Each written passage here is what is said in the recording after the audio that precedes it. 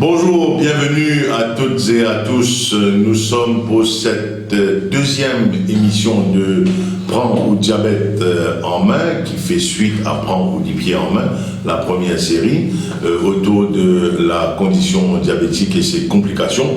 Nous sommes au Diabetes Care Center de l'APSA à Trianon, avec l'équipe habituelle, c'est-à-dire Sophie Lefebvre, qui l'on va retrouver tout à l'heure, le docteur Damien Stechuk, et aujourd'hui, puisque cette émission, nous l'avions annoncé lors de la dernière, va mettre l'emphase sur la nécessité d'un suivi psychologique de la personne connaissant une condition diabétique et aussi son entourage. Nous allons parler tout à l'heure avec Sapna, et Damien nous dira pourquoi il est important d'inclure dans la prise en charge de la personne concernée et aussi ses proches la notion de soutien psychologique, et nous allons également tordre un peu le cou à ce genre de fixation que les gens ont tendance à faire ici à Maurice, en associant psychologie à toutes sortes de conditions qui n'ont absolument rien à voir avec la condition diabétique. Donc nous retrouvons bien sûr tout de suite Sophie Lefebvre. Sophie, bonjour, bonjour. Rebonjour. Vous jouez home aujourd'hui. Oui, c'est confortable. On est donc au Diabetes Care Center. C'est reparti pour la nouvelle année. Exactement. Nous l'avions évoqué la dernière fois dans les studios de Radio One. Alors, racontez-nous un peu maintenant quelles sont les priorités. On va voir ça tout à l'heure. Mais aussi, on s'était quitté l'année dernière sur le Flag Day. Alors, comment ça s'est passé? C'est très bien passé. Encore une fois, les Mauriciens ont été extrêmement généreux et on est vraiment reconnaissant envers toute la population.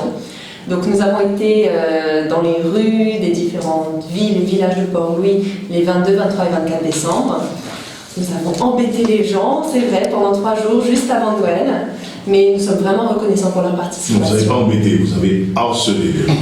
Oui, on va dire ça comme ça. Et donc aujourd'hui, donc on peut vous annoncer qu'on a pu vraiment soulever un montant qui va nous permettre de poursuivre nos activités cette année encore, de l'éducation de la personne diabétique, le suivi, les soins, également des activités de prévention. Et donc c'est vraiment grâce au soutien de tous qu'on peut continuer cette année encore à poursuivre et développer nos actions. Alors, au niveau du centre de santé, il y a du nouveau, il y a du personnel nouveau qui est arrivé au niveau de l'équipe, des professionnels. Il y a une nouvelle podologue. Exactement. Donc, nous avons une nouvelle podologue qui est là. Donc, si vous avez besoin, n'hésitez pas à nous contacter sur le 136 ou le 467 58 58. C'est essentiel de prendre soin de vos pieds quand vous souffrez du diabète. Et ça c'est notre réflexe de prendre au pied en main. Oui, c'est ça. Donc maintenant, cette année-ci, nous parlons de prendre le diabète en main, le diabète dans toutes ses complications, dans tout son ensemble. Et nous allons voir aujourd'hui, avec Damien et Sapna, l'aspect psychologique et de l'accompagnement psychologique de la condition diabétique. Vous écoutez Radio One, Prends ou diabète en main. Et oui, la deuxième émission de cette nouvelle saison. Et nous retrouvons pour, comme je le disais en introduction, élargir le débat et la prise de conscience autour de la condition diabétique. Nous retrouvons quelqu'un que nous connaissons bien, Damien Stechuk, le docteur Damien Stechuk, à qui je vais poser d'entrée cette question. S'il y a une chose à laquelle l'on ne s'attend pas lorsqu'on parle du diabète et ses complications, c'est la condition psychologique de la personne qui connaît une condition diabétique. Alors expliquez-nous tout, docteur. Alors c'est vrai que c'est quelque chose de très très méconnu, voire volontairement ou involontairement. C'est-à-dire que soit les gens ne sont pas au courant qu'il faut un soutien psychologique, soit qu'ils n'en veulent pas. Et dans les deux cas, il faut y remédier, parce que c'est indispensable d'avoir un soutien et un accompagnement psychologique durant toute la pathologie. Alors là, tout de suite, je vais vous dire, mais comment se fait-il? C'est une maladie, pas une condition plutôt, c'est une condition physiologique avec un débalancement au niveau d'un organe, le pancréas. Et comment est-ce que ça peut avoir des effets au niveau de la psychologie de la personne ayant cette condition? Alors, il y a plusieurs points que vous abordez d'emblée, c'est très intéressant. C'est que le premier point, vous parlez d'une pathologie au fait du pancréas. Il faut savoir que le diabète n'est pas une pathologie du sucre, comme vous l'avez bien en évidence, c'est une pathologie du corps entier, c'est-à-dire c'est une pathologie des artères, du cœur, du pancréas, du rein, du foie, c'est une pathologie du cerveau aussi. Et donc ce qui entraîne qu'il y a des répercussions sur le cerveau par une diminution d'une hormone qui s'appelle le BDNF, qui empêche de produire plus de cellules du bonheur, en gros. Et donc, il peut y avoir des troubles psychologiques qui sont entraînés. Deuxième chose, c'est qu'il y a aussi l'accompagnement de la famille. Parce que vous voyez un membre de la famille passer par une épreuve qui est quand même assez dure, et effectivement, il y aura un soutien psychologique pour la famille aussi indispensable. Et troisièmement, comment est-ce que tout cela est engendré dès le début de la pathologie diabétique? C'est qu'on se croit toujours, quand on est jeune et en bonne santé, on se croit toujours immortel. Et on a cette perte de l'immortalité, on réalise au fait que nous sommes des êtres qui sont mortels. Alors, ces troubles psychologiques, comment est-ce qu'on les décèle? Quels sont les symptômes? Alors il y en a beaucoup, donc j'ai fait une petite liste. Les premiers symptômes sont effectivement une humeur triste. On peut être aussi irritable, c'est-à-dire que la moindre petite chose peut nous énerver, on prend les choses beaucoup plus à cœur. Il y a ce qu'on appelle l'anédonie, c'est-à-dire on n'a plus envie de rien. On se lève le matin, on n'a pas envie de se lever, on n'est pas motivé. Il y a l'aboulie. L'aboulie, c'est vraiment la perte de la motivation. Il y a les modifications d'appétit, on n'a plus faim, on a beaucoup plus faim.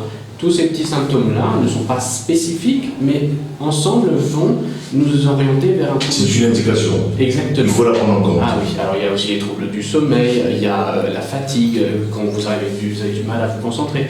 Un point très important, il y a aussi les troubles sexuels. Donc les problèmes d'érection chez l'homme, ou bien d'autres problèmes chez la femme. Alors, il y a un symptôme, c'est l'absence de désir. Est-ce que c'est quelque chose qui peut emmener vers la découverte d'une condition diabétique? Exactement. Désir dans tous les sens du terme. Hein. Effectivement. Alors, parfois, le diabète précède les troubles psychologiques. Parfois, ce sont les troubles psychologiques qui précèdent un diabète. C'est-à-dire que le diabète était déjà en train d'évoluer. Et en faisant un bilan pour quelqu'un qui est tout le temps fatigué, on découvre malheureusement un diabète. Alors, pour faire le bilan, un numéro de téléphone, le 467 58 58, exactement, ou le 136. Exactement. Très bien. Qu'est-ce que vous proposez au niveau du centre, du Diabetes Care Center de l'APSA pour accompagner et soutenir les patients avec ces symptômes que nous venons d'évoquer, et qu'est-ce qui se passe après? Alors, il faut obligatoirement que ce soit un professionnel qui fasse cet accompagnement. Alors, le médecin, effectivement, connaît bien son travail, mais malheureusement, au niveau soutien psychologique, on n'est pas la meilleure personne, effectivement. Il faut avoir un soutien psychologique par un psychologue qualifié et diplômé. Et c'est ce que nous allons voir justement tout de suite après avec Sapna Jagesa, qui est la psychologue attitrée du Diabetes Care Center de l'APSA. Merci beaucoup Damien. On revient la prochaine fois sur certainement la prise en charge qui est très très très chère à l'APSA et à Kamna en particulier, la prise en charge par les ateliers de travail par rapport aux les différentes conditions qui peuvent dériver de la condition diabétique. Comme convenu avec Damien, nous retrouve Sapna Jagesa, qui est psychologue, ou peut écouter prend ou diabète en main, le Radio One, et on a bien raison pour sa deuxième série de émissions d'information santé autour de conditions diabétiques. Nous avons décidé, après nos dernières émissions, pour faire un point, un aspect qui vraiment, du monde pas trop connaît, et en tout cas, du monde pas associé avec la condition diabétique, c'est la nécessité d'un accompagnement psychologique qui veut dire qui diabète, même s'il a affecté nous l'organisme, il a affecté nos artères, nos cerveaux, nos organes, il y a un impact sur nos manières d'être, sur nos psychologies, sur nos interactions avec les autres et par rapport à nous-mêmes. Sapna, bonjour. Bonjour. Je connais ou un petit peu stressé aujourd'hui. Je suis beaucoup stressée. Mais peut-être que vous avez retrouvé une ressource qui vous en vous-même en tant que psychologue pour vaincre ce stress-là. Maintenant, dis-nous un peu qui fait l'important, qui nous prend en considération l'aspect psychologique de la condition diabétique pour accompagner et permettre une meilleure qualité de vie de la personne qui est dans sa condition diabétique. Là. Il est important parce que beaucoup de gens ne connaissent, pas comprendre ou pas les comprendre. Okay. En Maurice, beaucoup de gens, quand je commence un gain diabète, donc il n'est pas facile de poser un changement dans notre vie parce que j'ai besoin de changer au niveau de nutrition, au niveau de qualité de vie. J'ai besoin de faire que je suis capable de faire avant. J'ai besoin de changer de style de vie, de mode de vie. J'ai besoin de faire beaucoup de changements et ce n'est pas facile à gérer. Et en plus de ça, il y a beaucoup de stress. Vous pensez à la maison, au travail, dans l'environnement même. Et stress est capable de rendre sa condition-là un peu plus parent, comme tu disais. Définitivement. Stress, il y a un grand impact sur le diabète. Même si oui, je prends des médicaments, de nutrition bon, mais si je suis stressée, je ne prends pas de tracas. Bon, tracas, lui, dans tous les jours, mais c'est comment gérer le stress. Donc, si je suis dans ce stress-là, définitif, il y a un impact sur le diabète. Mais ce qui vous dire là, finalement, il est très humain, sa résistance au changement-là. Bon, il est très humain, comme on peut dire, résistant. Normal. Normal, mais nous apprenons pas pour nous capables d'apporter un changement aussi. Parce que si nous ne pas amener un changement dans notre qualité de vie, ben, définitivement, ça pourrait affecter nos diabète. Alors, comment est-ce qu'il y a une consultation psychologique et un suivi psychologique, parce qu'il n'y a pas une affaire one-off, ça, il y a un processus. Okay? Comment lui permettre la personne qui est dans une condition diabétique, comment lui permettre pour capable d'accepter ce changement-là? Parce que finalement, c'est un paradigme entre le déni et l'acceptation. Oui, il a raison. Donc, il n'est pas facile à accepter. Donc, quand un diabétique vient en consultation, donc, première chose que nous faisons, nous aide à accepter Juste pour m'interrompre, sa motivation pour venir faire une consultation là. Et puis ça qui dit mon âme fait aller. Bon, après ça, bien sûr, nous référons. C'est un médecin, nutritionniste, même infirmier qui réfère au patient. Mais la décision appartient au patient. Définitivement, la décision c'est patient. C'est pour les patients, on a une volonté, une motivation, apporter un changement pour que oui, ils viennent en consultation pour qu'ils soient capables d'aider. Bon alors, qui vous fait, qui arrive dans sa passion-là, je préfère parler de la personne qui connaît une condition diabétique, qui est patient, pour une raison évidente, et qui vous propose cette monde-là. Bon, quand il est venu, je vais aider pour faire l'acceptance du diabète. De sa condition. De sa condition. Et bien sûr, le deuil aussi, parce que, bon, il gagne un diabète. Et il a besoin de faire ce deuil aussi. Par rapport à ce qui était avant. Définitivement. Pour qu'il y move on et qu'il accepte sa diabète dans sa qualité de vie.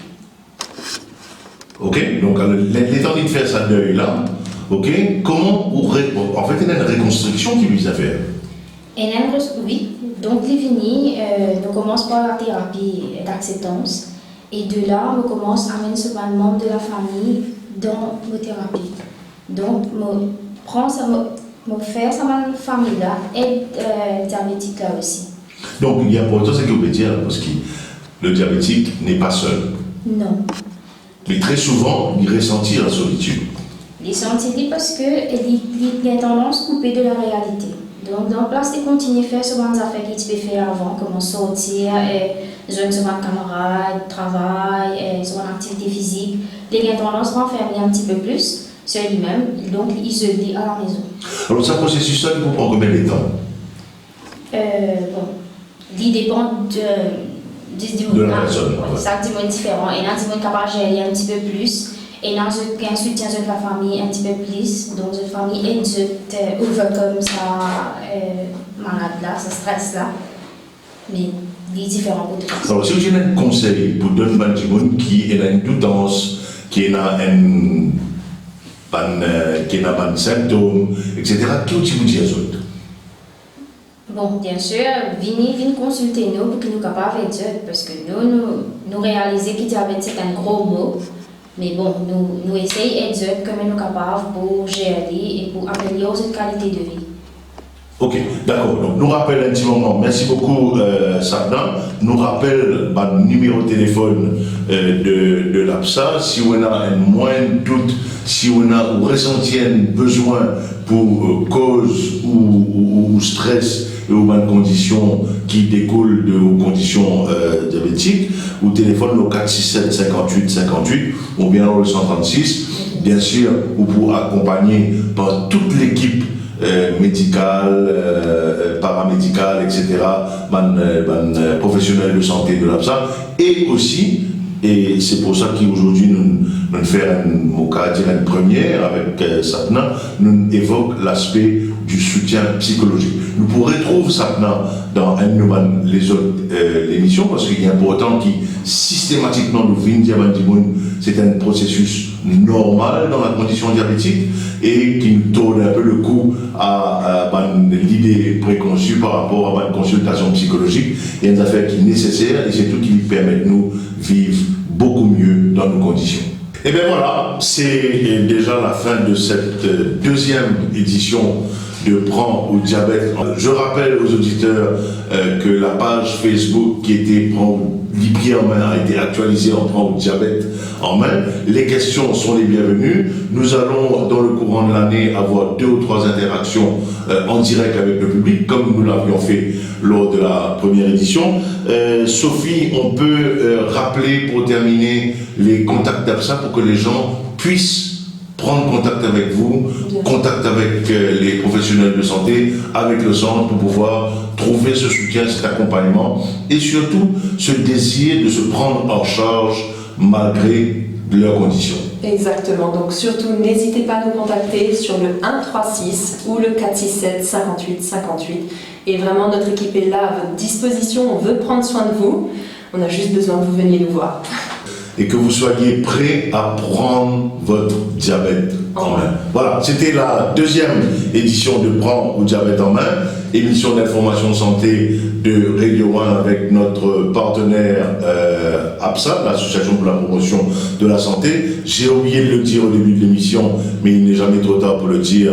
Une pensée spéciale à Jean-Noël Maurice qui nous a accompagnés pendant toute la première série et bienvenue à Jonathan Salomon qui était de l'autre côté de la barrière toute la première saison. C'est lui qui faisait le montage de l'émission qui aujourd'hui vient faire l'enregistrement de l'émission. C'est pour vous dire qu'il a les 2 pieds bien ancrés dans Prends au diabète en main.